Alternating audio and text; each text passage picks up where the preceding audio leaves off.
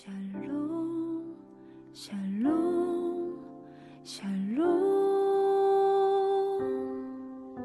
샬롬 샬롬 샬롬 내니 두려워 말아라 나의 아들 나의 딸아 안심하라 샬롬 샬롬 샬롬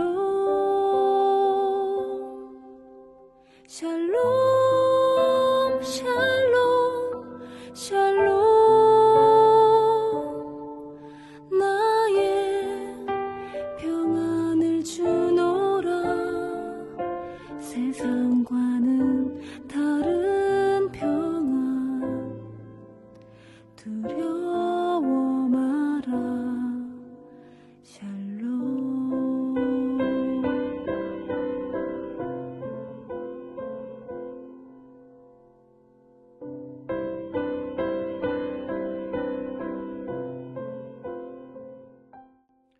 (4월 8일) 늘푸른 새벽 예배를 하나님 앞에 올려드리겠습니다.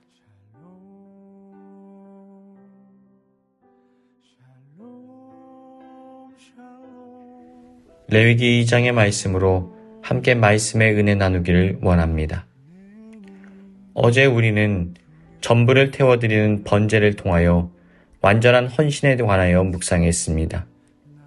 오늘은 레위기의 두 번째 제사인 소제를 함께 나누길 원합니다. 번제가 짐승을 잡는 피의 제사였다면 소제는 곡식을 드리는 피 없는 제사입니다. 히브리어로 소제는 민하라고 하는데 이는 선물이라는 의미입니다. 왕 대신 하나님 앞에 나의 가장 소중한 것을 선물로 드린다는 의미입니다. 그런데 곡식을 드린다고 하니까 번제보다 훨씬 쉽고 가벼울 것 같이 느껴집니까? 그렇지 않습니다. 소제의 과정을 깊이 들여다보면 번제만큼이나 철저한 자기 부인과 거룩한 성결의 메시지가 담겨져 있습니다. 오늘 이 소제 속에 감추어진 영적인 보화를 찾아내어 우리 예배가 하나님께서 기뻐하시는 향기로운 제사 되기를 축복합니다. 먼저 1절을 살펴보면 이렇게 말하고 있습니다. 누구든지 소제의 예물을 여호와께 드리려거든 고운 가루로 예물을 삼아라. 소제의 첫 번째 조건은 알곡을 그대로 드리는 것이 아니라 고운 가루로 만들어야 한다는 것입니다. 곡식이 고운 가루가 되려면 어떻게 해야 될까요? 맷돌에 넣고 사정없이 갈아야 합니다. 형체가 완전히 사라질 때까지 으깨지고 부서져야만 합니다. 이것이 소제의 핵심입니다. 하나님께서는 나의 교만한 모습, 딱딱하게 살아있는 나의 자아를 그대로 받지 않으십니다. 내 안에 있는 교만의 덩어리, 나라는 고집의 알갱이들을 하나님의 맷돌 아래에서 완전히 가루로 만들 수 있어야 합니다. 하나님께서 왜 나에게 고난을 허락하시고 때로는 나를 낮추시는 환경 가운데 몰아넣으시는 것일까요? 우리를 미워해서가 아닙니다.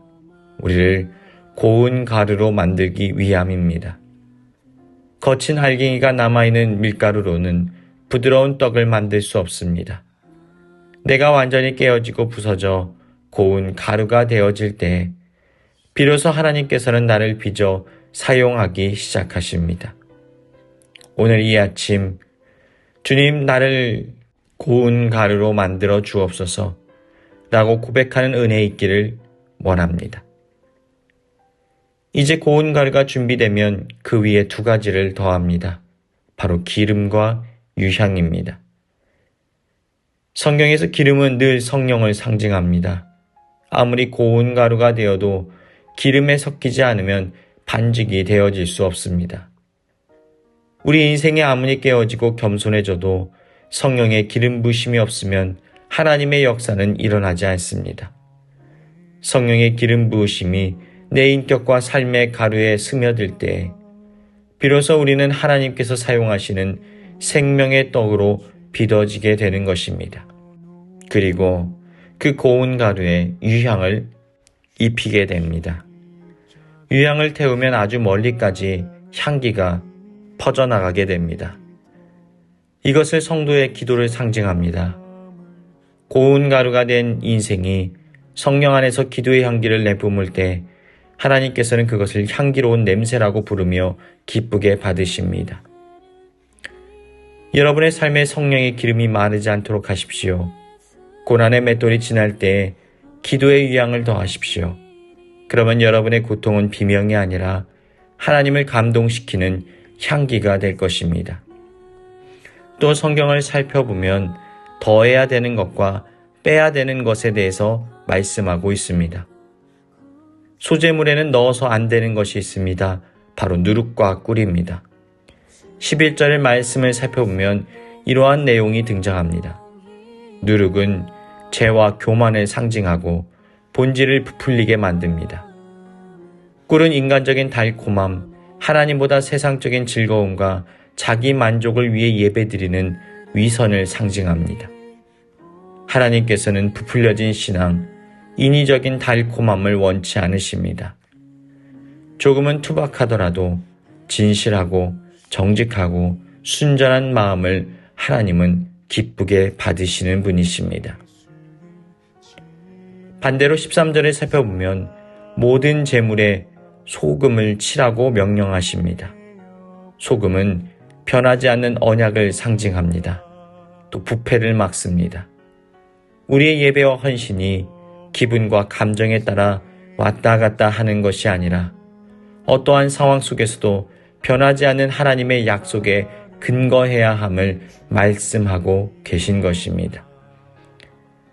하나님께서는 오늘 우리에게 이렇게 물으십니다. 너희 헌신에 누룩이 섞여 있지는 않느냐? 사람들 보기에 그럴싸하게 부풀려져 있는 것은 아니냐? 아니면 소금처럼 변함없이 신실하게 내 언약 위에 자리하고 있느냐고 물으십니다. 마지막으로 소주의 독특한 점은 제물의 전부를 태우지 않는다라는 것입니다.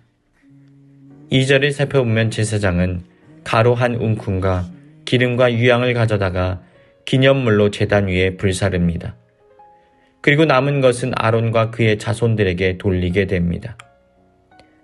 하나님께서는 전부가 내 것이지만 한 움큼만 태워도 내가 전부인 것으로 받아주겠다라고 말씀하십니다. 이것이 바로 기념물의 은혜입니다. 우리가 드리는 11조가 이와 같습니다. 내 수입의 전부가 주님의 것이지만 구별된 일부를 드릴 때 하나님께서는 내 삶 전체를 거룩하게 받아주십니다. 또한 남은 제물을 제사장들에게 먹게 하신 것은 예배가 나눔으로 이어져야 함을 보여주고 있습니다. 진정한 소재는 하나님께 향기를 올려드리는 것에서 끝나지 않고 내 곁에 있는 공동체와 지체들을 먹이고 살리는 사랑의 나눔으로 완성되어야만 합니다. 사랑하는 여러분, 이 소재의 말씀을 묵상할 때 우리는 한 분을 떠올리지 않을 수 없습니다. 바로 우리를 위해 생명의 떡으로 오신 예수 그리스도이십니다. 예수님께서는 하나님의 본체이셨으나 우리를 위해 십자가에 들어가셨습니다. 채찍을 맞고 조롱당하시고 손과 발에 못이 박혀 철저하게 고운 가루와 같이 부서지셨습니다. 누룩 없는 순전함으로 오직 성령의 기름 부으심 안에서 기도의 유향을 풍기며 자신을 하나님께 향기로운 소재물로 드리셨습니다. 예수님께서 고운 가루가 되어 죽으셨기에 오늘 우리가 그 생명의 떡을 먹고 살아나게 된 것입니다. 이제 부활의 생명을 가진 우리가 드려야 될 소재는 무엇입니까? 내 안에 살아있는 딱딱한 자아의 알갱이를 내려놓고 세상의 누룩과 인간적인 꿀을 던지고 변치 않는 소금 언약을 붙들어야 합니다. 나의 일상을 고운 가루로 빚어 성령의 기름을 붓고 기도의 유향을 더하여 주님께 올려드리십시오. 그리할 때 하나님께서는 우리를 바라보며 이렇게 말씀하실 것입니다. 이는 화제라. 여호와께 향기로운 냄새니라. 이번 한 주간 여러분의 평범한 일상이 하나님을 미소짓게 하는 거룩한 소재가 되기를 주님의 이름으로 축원합니다. 은혜가 풍성하신 하나님 아버지, 흠없는 소재물로 자신을 드려 우리에게 생명을 주신 주님의 사랑을 찬양합니다. 우리는 여전히 거칠고 딱딱한 자아를 가진 채 주님 앞에 나아갑니다. 우리를 고난의 맷돌, 연단의 맷돌에 넣으시더라도 고운 가루로 빚어 주옵소서. 내가 죽어야 주님이 사시고 내가 부서져야 주님이 나를 빚으실 수 있음을 고백합니다. 우리 성도님들의 일상 위에 성령의 기름을 부어 주옵소서. 메마른 삶에 기도의 유향이 퍼지게 하여 주옵소서. 세상의 헛된 자랑인 누룩을 버리고 세상의 쾌락과 같은 꿀을 멀리하게 하시고 오직 변치 않으시는 하나님의 신실한 약속을 소금을 치며 살아가게 하여 주옵소서. 우리의 작은 헌신을 주님 기쁘게 받아주시고 우리의 인생 전체를 향기로운 제물로 흠양하여 주옵소서. 우리를 통하여 이웃이 살아나고 공동체가 풍성해지는 소재의 축복을 허락하여 주옵소서. 우리의 영원한 생명의 떡이 되시는 우리 구주 예수 그리스도의 이름으로 기도드리옵나이다. 아멘. 교회 주신 공동의 기도 제목을 가지고 다 같이 기도합니다.